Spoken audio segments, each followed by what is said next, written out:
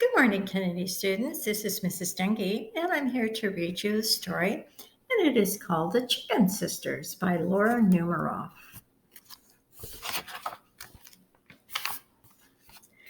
Violet, Poppy, and Babs were sisters. Violet, the oldest, couldn't see very well, but she loved to bake. She had to squint to see the dial on the oven, so the sunny kitchen in their yellow house was often filled with smoke. Boy, do I love to bake, she would say. Poppy and Babs always ate Violet's cookies and cakes. Yummy, Poppy would say, delicately wrapping the burnt edges in her napkin. Scrumptious, said Babs, pecking gently around the parts that were burnt. It made Violet very happy to know that her sisters liked her baking. Poppy, the middle sister, loved to knit.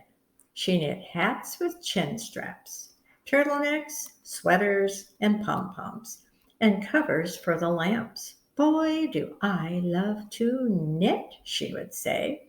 She gave all the sweaters she made to Violet and Babs. It made Poppy happy to know her sisters liked her knitting.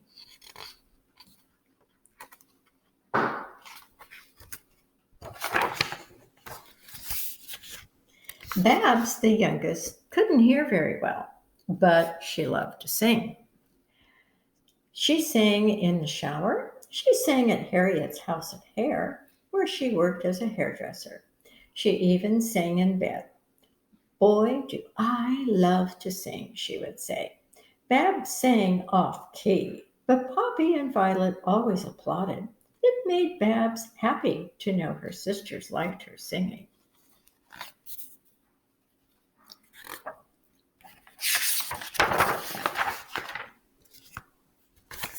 But the neighbors, they were not happy. Bill and Tessie complained about the smoke. The Fortinis complained about the noise. And the Fortini twins complained about the itchy wool hats Poppy gave them. Whenever the neighbors played bridge, they discussed the sisters. There must be something we can do, Mrs. Fortini would say, but they never quite could think of anything. One day, an old wolf moved into the neighborhood.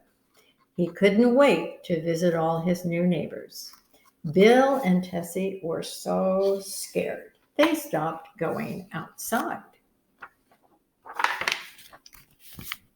The Fortinis, they were scared too. When they went out, they disguised themselves in Halloween costumes. Mrs. Fortini dressed as a Martian. Mr. Fortini wore his old football uniform. And the twins, they went around dressed as salt and pepper shakers.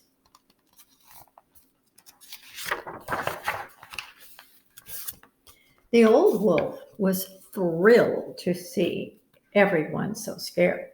He hadn't scared anyone in years. He crept up to Bill and Tessie's window and bared his false teeth. He hid under Fortini's car and yelled, "Boo!" The wolf liked the twins' costumes so much he wanted to dress up too. So he rummaged through his attic and found a deep sea diver suit, a mailman's uniform, and a ballerina's tutu. He liked the tutu best. Now it was time to visit the three sisters. He knocked on their door. Oh, a visitor, Violet exclaimed. She invited the wolf in.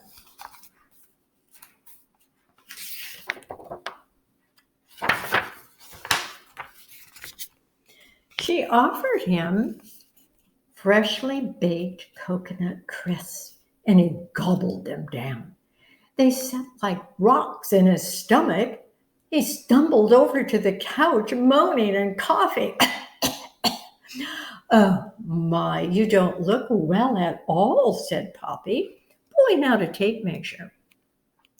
What you need is a nice sweater. She measured his arms and chest. The wolf just lay there. He closed his eyes. At, at that very moment, Babs started to belt out her favorite song. Puppies, piglets, and pumpkins too. Doesn't she sing beautifully?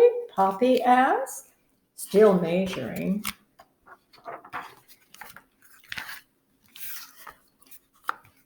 The wolf tried to crawl to the door to get away, but he got tangled in Poppy's knitting. At that moment, Bill and Tessie and the whole Fortini family banged on the front door and barged through the house. They had finally decided to complain about the singing and the smoke. But when they saw the wolf, they froze.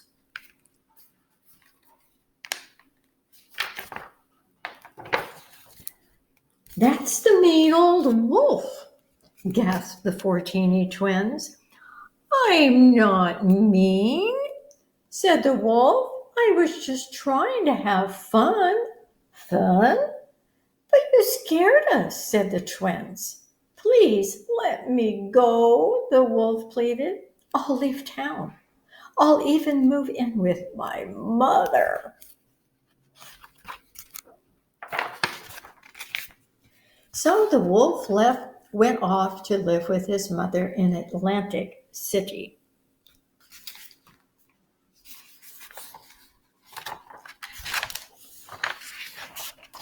And the three sisters invited everyone to a party in their little yellow house. Violet made cakes and cookies. Babs sang. Poppy measured their heads for hats. And their neighbors, they didn't complain at all.